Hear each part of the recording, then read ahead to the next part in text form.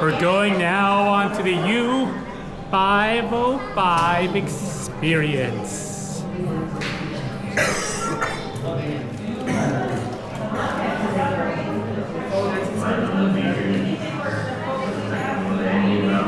London. These doodle bugs come over sounding like a couple of dissatisfied washing machines hurtling through the air. They come in. Berlin radio has been heard broadcasting propaganda agency dispatches. The Russian claim the Southern Party belongs against July 40. They protested July 40.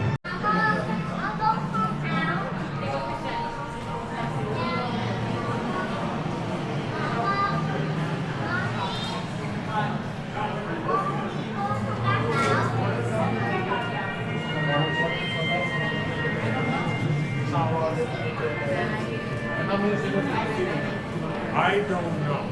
It depends on the class of boat. Boomer, probably purple side.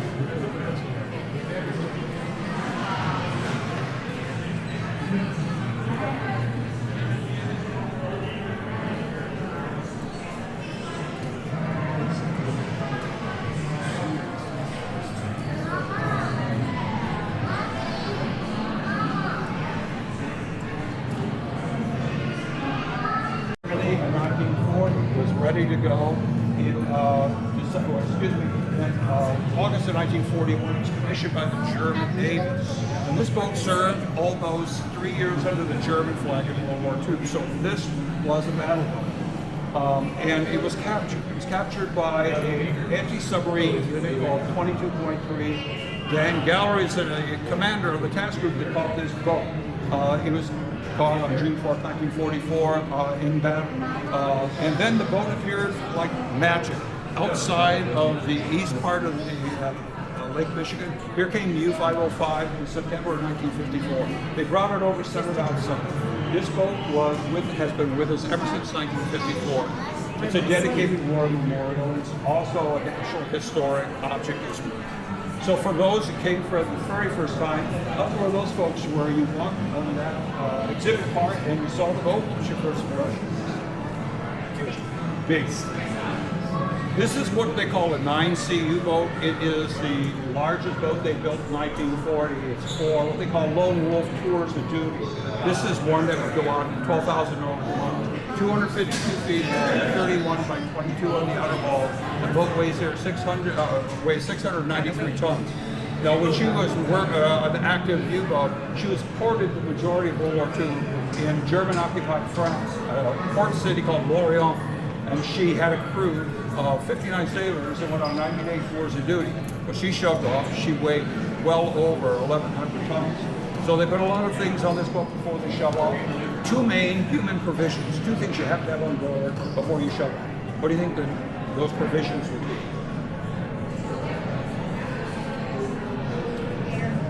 Yeah, that's more than a provision. Yes. Water and food, right? Thank you so very much. You're so right. You say water and food too? I know. You should always wash your hands. You're wonderful. Yes, they should have washed their hands. This boat had so much food in it. They brought 12 tons of food on board before they shoved off. I'm sorry, that's beautiful. 12 tons of food. This is Max's like third or fourth time. It's just so little. Oh, look at this. They actually had a crew member on this German boat. Careful. Come on in.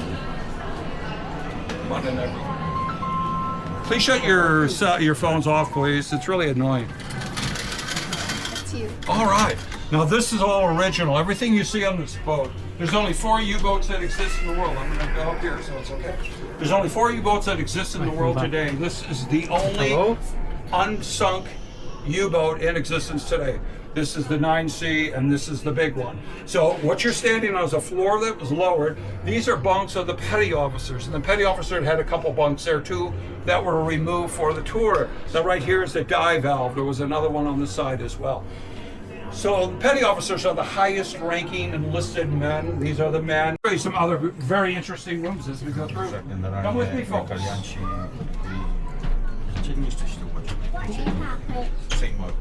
That looks like that's part of the boat. I wonder if they stored stuff. But this is how tall it would be because they lowered it.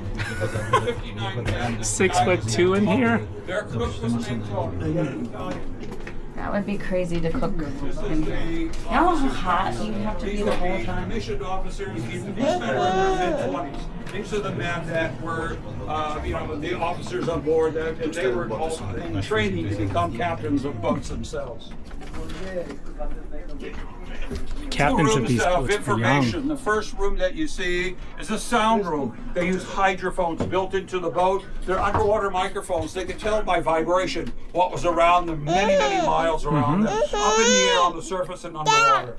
This is the radio room. Most important, the Enigma machine is used by radio, and what it does, it encrypts their messages, so in their mind, nobody could understand what it was they were saying. But people had broken the code. The British, by 1942, the end of 42, they started being able to understand what was being said. Now this is Harold Longa's bunk right here, right across from the information room. At 6'2", he must have had a tough time getting in sometimes. You're tiny though.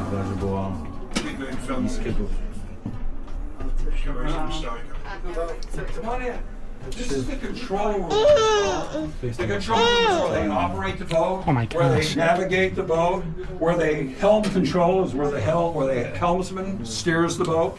And these are dive planes, and they have electronic or manual capability. This is when they would need the boat to go lower in the water. And this is the main hatchway. Above us here would be the conning tower. Right above us is where the captain would be on his periscopes. He would usually have one man with him up there. And above that's the bridge outside. Come on in, everybody, so everyone can see. All of this is original, though what makes this boat so unique is there's only 4 U-boats in the world, and this is the only U-boat. You get all these men up front, and you open up front valves, and the boat will go down nose first, like an overladen teeter-totter. Subsequent valves are then operated and opened the length of the boat, and the object can get down as deep as possible in 37 seconds. So they're down around 580 feet, and they're running silent. Absolute silence is essential, because these boats can be picked up, any kind of vibration, anything they drop on the floor, any conversation. And what we're hearing, that sound is active sonar. So what the destroyers are doing are sending radio waves to the water. And if they find the boat, they'll reflect back, and on the screen, they'll start seeing the outline. And they're going to know approximately the depth and the location of the boat. So everybody on this boat is absolutely quiet. Off-duty men are now in their bunks trying not to talk or breathe. They're trying to keep it very quiet. And on-duty men are just hanging on for dear life. Now, Harold Longa, the captain of this boat's got a problem. He knows it.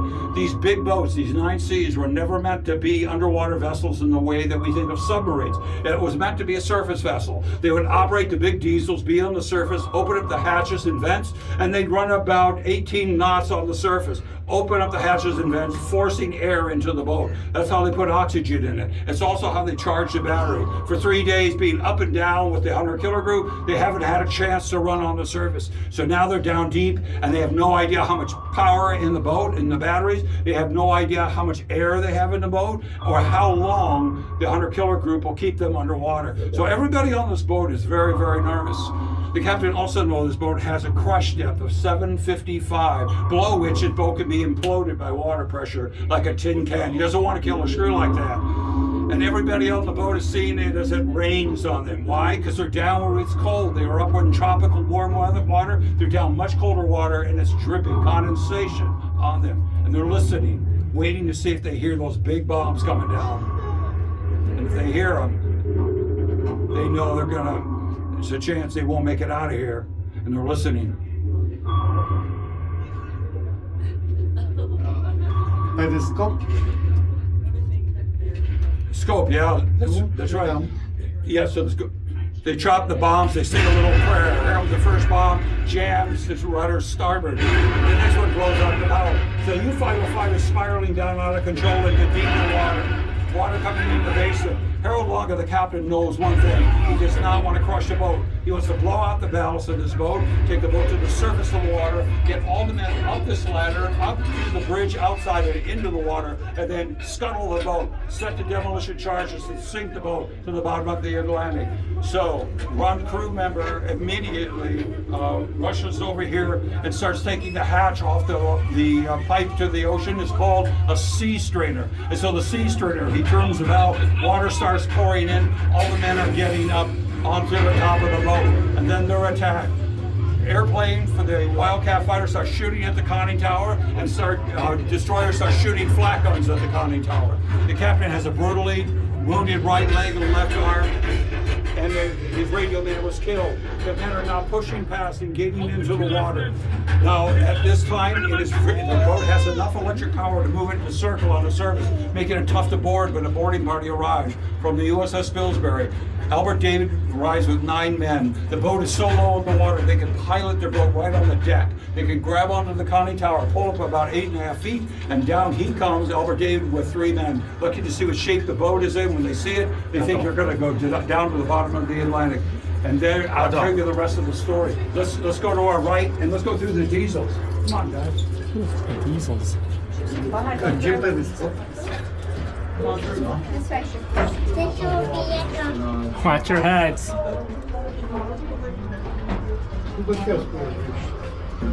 Right here are diesels that you can still smell diesel fuel after 81 years.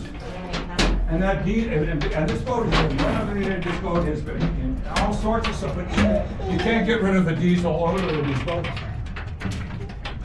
They also used to make all the food tastes like diesel fuel. They had great food, but they wouldn't last like them. Not because they eat it, but because it got so smelly, they couldn't believe it. And the food would taste like diesel, so nobody wanted to eat the food after a couple of weeks. Come on over to the, the opera seats right over here. I like the opera seats, as we can see it on the side of the stage. It's really nice. So you have electric motors, these are 600 horsepower, and then you have crew. So what did he do? He used the intelligence from the U.S. Navy and the Navy intelligence from the Royal Navy. The Royal Navy had captured a U-boat earlier. They had also understood how they would detonate these boats when they're on the surface. Their job was to see if they could save the boat. Well, they found the water coming out of the pipe, the sea strainer over there, and they found a hatch that they picked up and put on top and clamped down to give them a little reprieve from the water. And the reason they were worried about it is because they thought everything would be booby-trapped. And then they had to look for what they said were scuttling charges. These boats were built with 14 built-in scuttling charges. They're small explosives, about the size of my fist, about 5 pounds, and they were built into the pressure hull. That's the inner hull that keeps the boat sheathed in something that will not leak unless it's damaged in battle. But what they would do is set up scuttling charges on the pressure hulls, and then they had an automatic timing system that if they activated, they could set it up for like 15 minutes. So the crew has about 10 minutes to get off the boat, get into the water, and 5 minutes to get away from the boat before the scuttling charges detonate and send the boat to the bottom of the Atlantic. So here's the deal. These men were so well trained, they were young too. They found 13 of the 14 scuttling charges in about 8.5 minutes, and they discovered one thing. Rear torpedo room had water in it, but not from a breach. It wasn't enough water. Where was the water coming from? They look around the corner, there's the bathroom. Somebody had turned a valve from the bathroom, started the water from the ocean, like what you would use to flush through the stool, but they could open it up and allow the water to pour out into the floor. So somebody thought, well, we'll try to flood this back room with water from the bathroom. So when they got here and they opened it up, they realized what was at play. They realized all they had to do is turn that valve in there and shut the water off. As soon as they did that, there was no problem. No breach, it wasn't going to go down. So they were very happy. Then they saw that big wheel. The manual rudder control of this boat is right back there, and now they can straighten up the rudders and pull it. But they have no idea where they're going to pull it to. They're off the coast of West. They were when they captured the boat. It's about a day and a half float. The U.S. Navy would not allow the boat to be taken there because they said German spies exist in these ports.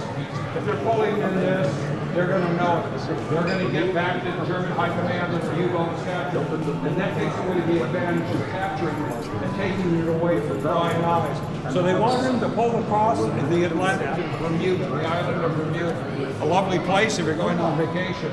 But at this time, that was 2,500. 90 days without a shower. A bunch of men. Not only that, you've got food. You've got food hanging from everywhere. Can you imagine how the food was at the end? He said that it tasted nasty. Oh yeah.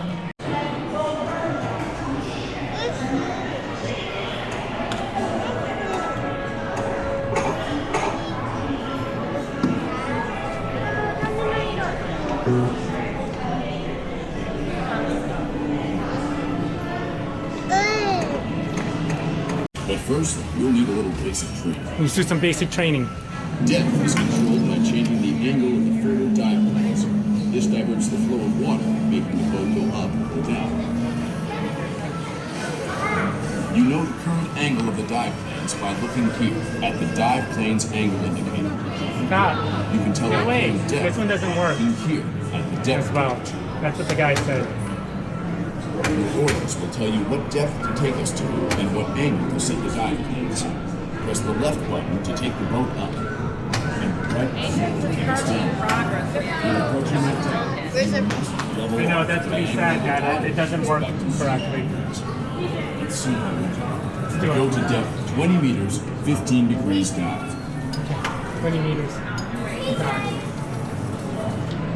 Use the buttons, not the wheel. It doesn't work. Okay, let go. There's one to die, bro. This one doesn't work. Okay, Madison, stop. Stop. We're too shallow. Take us down. Pay attention to the dive planes. Okay, turn it off. All right, let's go. Press any button to start.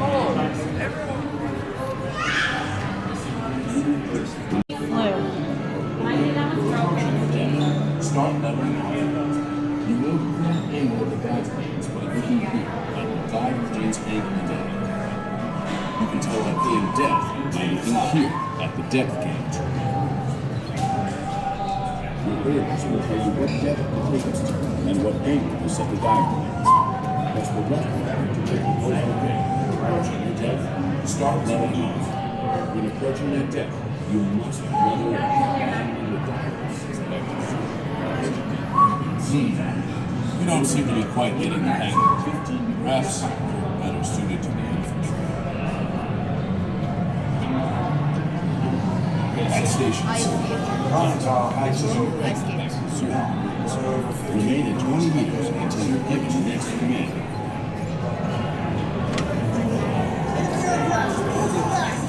When the captain gives the order, salute them. You must stop.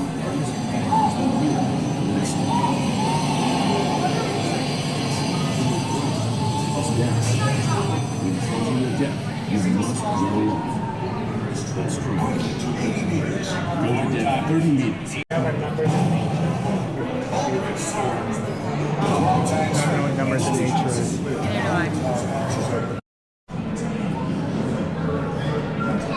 Careful, Mateo. Mark, come through the hole. Yeah, McKenna is the Tokyo room. Yep.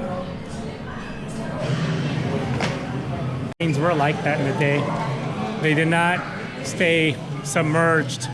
They floated around up on the surface, and that's how they would charge their batteries. And because you would have to use the batteries when you're underwater.